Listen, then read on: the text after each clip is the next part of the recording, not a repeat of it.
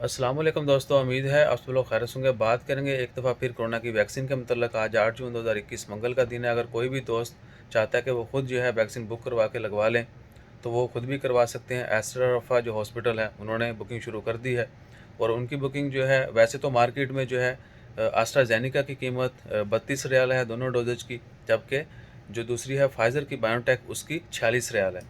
तो आप एस्ट्रा जो है हॉस्पिटल, उन्होंने एस्ट्राजेनेका की जो उनकी कीमत है वो है 11 रियाल पर डोज और दोनों डोजेज जो हैं वो 22 रियाल की हैं। अगर आप बुकिंग करवाना चाहते हैं तो ड्राइव थ्रू पे भी जाके आप बुकिंग करवा सकते हैं।